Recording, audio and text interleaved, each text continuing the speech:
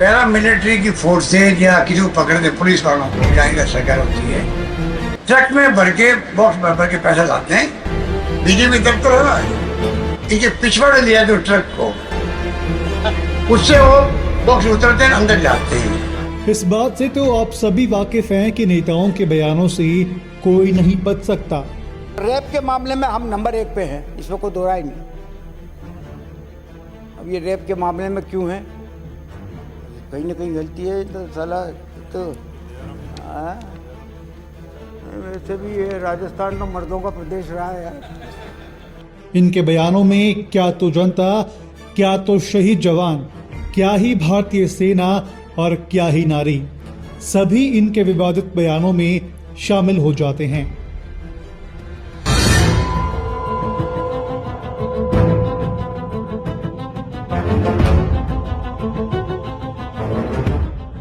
सेना और paramilitary forces के साथ पुलिस निशाने पर रहती है, लेकिन इस बार जिन्होंने उन पर निशाना साधा उन्हें आप जननायक के रूप में पहचानते हैं।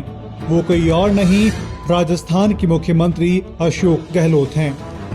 उन्होंने बीजेपी और पैरामिलिट्री फोर्सेस पर गंभीर आरोप लगाए हैं और कार्यकर्ताओं का हौसला बढ़ाते हुए कहा कि अंतिम विजय कांग्रेस की होगी। ये पैरा मिलिट्री की फोर्सेज या किसी को पकड़ने पुलिस वालों को जाएंगे सरकार होती है, ट्रक में भर के बॉक्स भर के पैसा लाते हैं।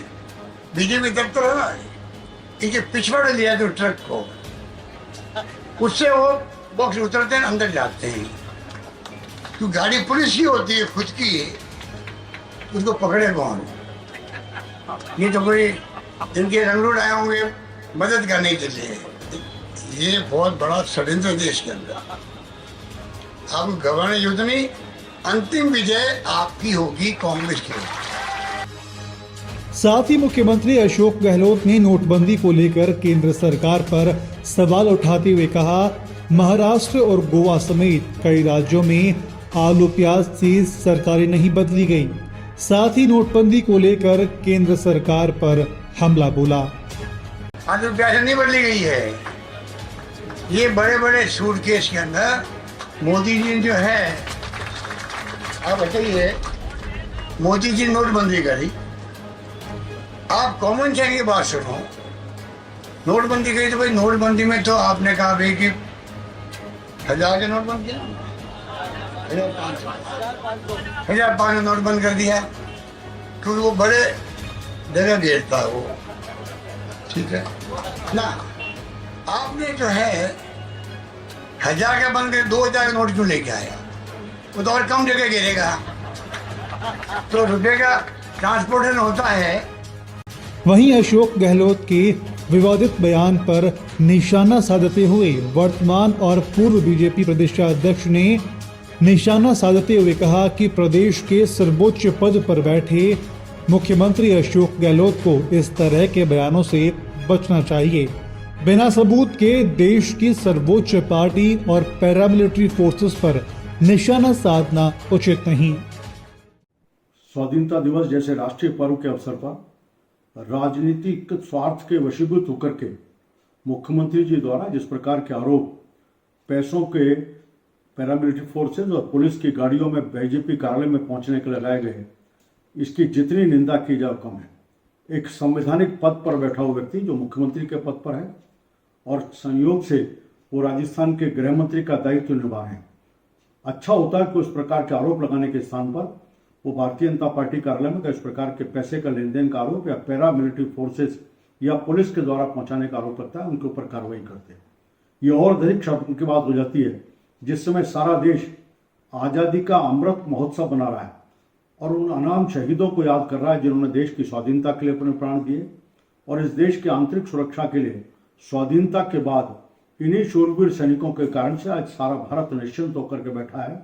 उस समय पैरामिलिट्री फोर्सेज और पुलिस के जवानों की पीठ थपथपाने के स्थान पर, उनकी बहादुरी की चर्चा करने के स्थान पर मुख्यमंत्री के द्वारा इस प्रकार का आधारहीन, बेसलेस, बेतुका आरोप भारतीय जनता पार्टी के कार्यालयों पर पैसा पहुंचाने का लगाना मुख्यमंत्री के मानसिक दिवालियेपन को भी घोषित करता है और ये प्रकट करता है कि किस प्रकार से अपनी सत्ता के जाने के भय के आकर के वो किस प्रकार के बिना किसी आधार के आरोपों को लगाने में लगे हैं। अच्छा हो मुख्यमंत्री जी इस आरोप को वापस लें और जनता से क्षमा याचना करें कि उन्होंने किस स्थितियों में इस बात को करने की बात की।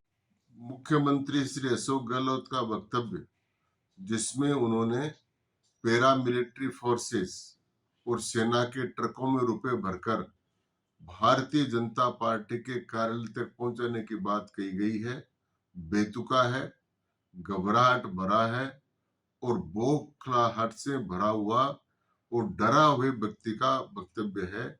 क्योंकि भारत की सेनाओं की, सशस्त्र सेनाओं की प्रतिष्ठा गिराना या उनका मनोबल कम करना ये किसी भी मुख्यमंत्री के लिए अनुपयुक्त है और गैर जिम्मेदारान है। जहां तक भारतीय जनता पार्टी के कार्यालयों तक रुपए पहुंचाने की बात है, वो तो एक इस डर से है कि ईडी का जो हाथ उनके बड़े नेताओं की गर्दन तक तो पहुंच रहा है, उससे बचकर वो एक उससे बचना चाहते हैं, इसलिए इस प्रकार का स्टेटमेंट दिया गया है।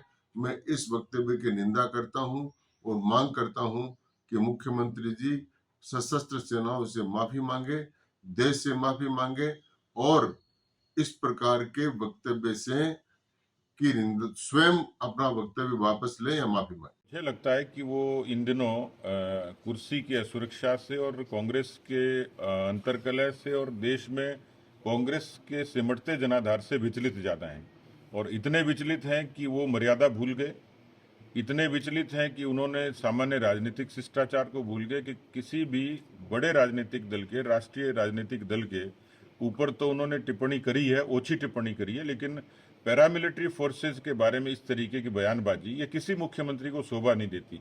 आपका दल अलग हो सकता है, आपकी सरकार अलग हो सकती है, आपके विचार अलग हो सकते हैं, लेकिन भारतीय जनता पार्टी को, उसके दफ्तर को इस तरीके से आरोपित करना और उस पर पैरामिलिट्री को उसमें शामिल करना, उनके पास कोई प्रमाण होते तो सामने लाते, लेकिन ये जो इस तरीके की सतही तौर पर कही गई बेबुनियाद सी बातें हैं, ये पब्लिक है, सब जानती है। और मुझे लगता है वो वही बात कह रहे हैं जो कांग्रेस के 55 वर्षों के कालखंड में कांग्रेस ने अपने ऊपर इन बातों को किया होगा कि किस तरीके से उन्होंने देश को लूटा, जिस तरीके से देश के धन का दुरुपयोग किया, जीप घोटाले से लेकर कोयले घोटाले तक उनके खुद के हाथ रंगे हुए हैं इन पापों से। मुझे लगता है कि जो कांग्रेस धीरे धीरे वैचारिक और व्यवहारिक तौर पर सिमटती जा रही है, उसकी आशंका उनको है कि शायद राजस्थान में अब कांग्रेस की कभी वापसी नहीं होगी। वही विचलित उनके बयानों में दिखता है। राजस्थान की राजनीति में इस तरह की बयानबाजी होना आम बात है, लेकिन देश की पैरामिलिट्री फोर्सेस को अपने राजनीतिक बयानों का हथियार बनाना सही नहीं है, क्योंकि जो देश का हो गया उसे राजनीति से क्या लेना। पंजाब केसरी से रौनक पारिक की रिपोर्ट।